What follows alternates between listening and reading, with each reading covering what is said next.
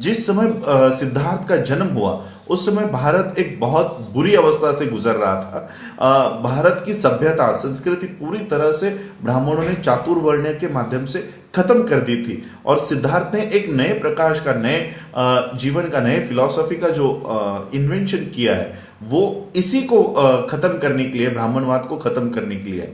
तो ये सारी सवालों का जवाब मैं देना चाह रहा था कि कर्मकांड, ये भविष्यवाणी और ये सब, ये ब्राह्मणों की सारी जो फिलॉसफी है वो आगे चलकर सिद्धार्थ जब बुद्धत्व प्राप्त करता है तो वो सारा इनकार करता है कि इन बातों को हम नहीं मानते हैं।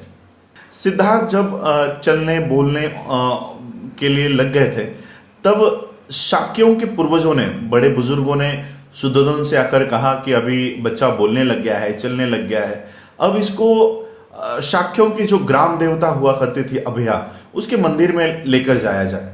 तो शुद्धोधन और महाप्रजापति सिद्धार्थ को तैयार करके उस मंदिर में लेकर गए और फिर जिन 8 ब्राह्मणों ने महामाया के उस सपने का विस्तार पूर्वक व्याख्या की थी, वही 8 ब्राह्मण सिद्धार्थ के पहले शिक्षक बने और उन 8 ब्राह्मणों से सारी शिक्षा प्राप्त करने के बाद फिर शुद्धोधन को लगा कि अब इन 8 ब्राह्मणों से जो सीखना था वो सिद्धार्थ ने शिक्षा प्राप्त कर ली है।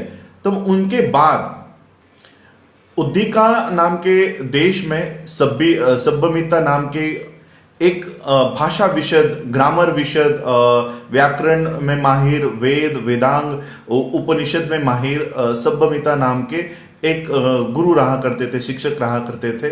तो शुद्धोधन ने अपने बेटे को उनको सौंप दिया और फिर उनसे भी सारी एजुकेशन लेने के बाद फिर सभ्यमिता को लगा कि जितना मेरे पास था वो सारा मैंने सिद्धार्थ को सिखा दिया है। तो ये सारी शिक्षा, ये सभ्यमिता उनके दूसरे गुरु हुए। जब सिद्धार्थ की ये पढ़ाई शुरू हुई थी तब सिद्धार्थ केवल 8 साल के थे और ये सारी नॉलेज प्राप्त करने के बाद, ये सारी एजुकेशन प्राप्त करने के बाद उसी कपिल वस्तु में अलार कालम के जो शिष्य थे, अलार कालम के शिष्य भरद्वाज, इनसे सिद्धार्थ ने कंसंट्रेशन यानी एकाग्रता का विज्ञान के बारे में उन्होंने सारी शिक्षा प्राप्त कर ली। मेडिटेशन यानी ध्यान साधना, इसकी भी सारी पढ़ाई भरद्वाज से सिद्धार्थ ने प्राप्त कर ली थी।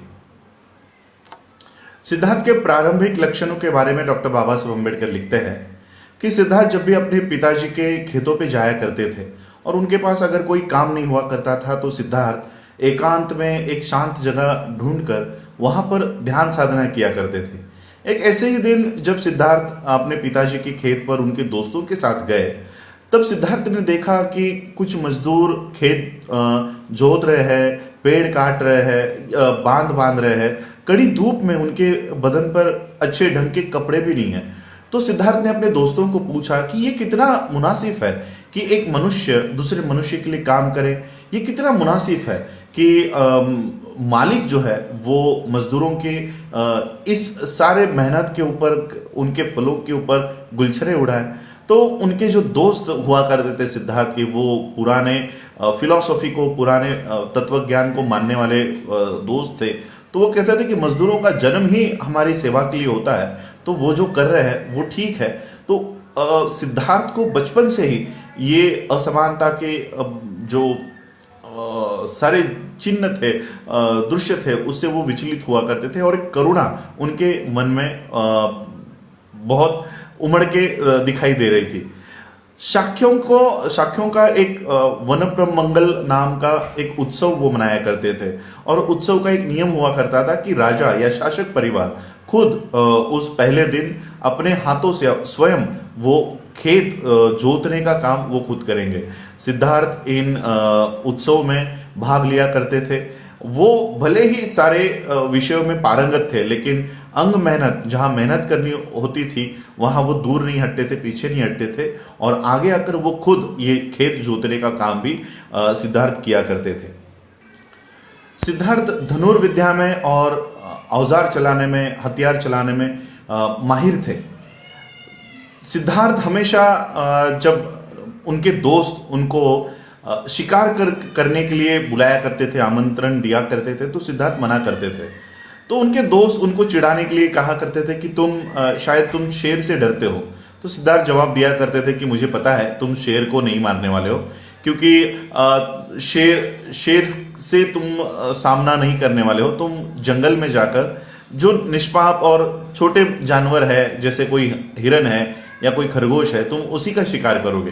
तो दोस्त कहते थे ठीक है, चलो तुम शिकार करने के लिए मत आओ, कम से कम हमारा निशाना तो देखने के लिए आओ।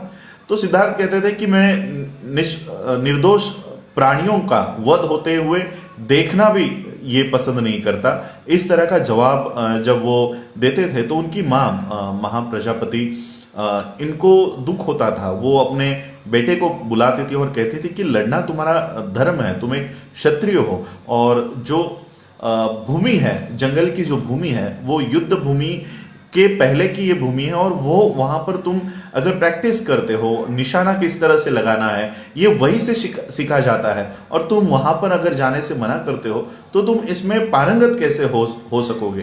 तो सिद्धार्थ अपनी माँ को कहते थे कि किसी क्षत्रिय को लड़ना ही क्यों चाहिए। तो माँ कहती थी क्योंकि वो उसका कर्तव्य है, वो उसका धर्म है। और सिद्धार्थ फिर इसी तरह से सवाल करते थे अपने माँ से कि एक क्षत्रिय को क्यों लड़ना चाहिए, क्या वो प्यार से नहीं रह सकते, आपस में लड़े बिना क्या वो अपने राज्य की रक्षा नहीं कर सकते थे। तो इस तरह के सवाल वो अपने माँ से किया करते थे, और फिर उनकी माँ निशब्द हो जाती थी कि बच्चे को क्या जवाब दे। सिद्धार्थ अपने दोस्तों को मेडिटेशन किस तरह से किया जाता है, कंसंट्रेशन कैसे, एकाग्रता कैसे की जाती है, ध्यान साधना कैसे की जाती है, किस तरह से बैठा जाता है, ये सारा वो सिखाने की कोशिश करते थे। वो उनके दोस्त पहले तो हंसी मजाक में उड़ा देते, लेकिन जो दोस्त उनके साथ ये आसन करने के लिए बैठ जाते, ध्यान साधना करने के लिए बैठ जाते, कंसंट्रेशन के लिए जब सिद्धार्थ उनको कहा करते थे, जैसे ये दोस्त आंख बंद कर लेते तो उनके सामने हिरन आ जाता, स्वीट्स जो मिठाई है वो आ जाती, तो वो कंसंट्रेशन नहीं कर पाते थे। सिद्धार्थ बचपन से ही बहुत कारुणिक थे। एक बार जब सिद्धार्थ अपने पिताजी के खेत पर गए तो ऐसे ही एक शांत जगह पर वो बैठे हुए थे। जैसे ही वो बैठे हुए थे तो उनके बगल में एक पक्षी आकर गिरा। उन्होंने देखा वो पक्षी बाण उसके शरीर से आर पार हो गया है। तो सिद्धार्थ ने वो उस पक्षी को उठाया, वो बाण उसके शरीर से निकाला, उस पक्षी को पानी पिलाया और अपने बदन की गर्मी उसको दी, और वो पक्षी थोड़ी देर में ठीक हो गया। और जब ये पक्षी ठीक हो गया तब उनके फुफेरे भाई जो थे, चचेरे भाई देवदत्त, वो वहां पर आए और उन्होंने पूछा कि मैंने एक पक्षी यहां पर मार गिराया था, वो उड़ते उड़ते यही आया है, क्या तुमने उसको देखा? तो सिद्धार्थ ने कहा मैंने देखा है। तो देवदत्त ने कहा कि वो पक्षी मेरा है, क्योंकि नियमों के अनुसार जो पक्षी को मारता है वो पक्षी उसका है। सिद्धार्थ ने कहा नहीं, मैं इस नियम को मानने के लिए तैयार नहीं हूं कि जो मारता है वो उसका स्वामी नहीं होता, जो बचाता है वो उसका स्वामी होता है। इन दोनों में झगड़ा शुरू हो गया, और ये झगड़ा इतना बढ़ गया कि मध्यस्थों को इसमें लाना पड़ा, और फिर ये दोनों की बहस इतनी छिड़ गई। देवदत्त का कहना था कि मैंने इस पक्षी को मारा है तो इसका स्वामी मैं हूं, मैं इसका मालिक हूं।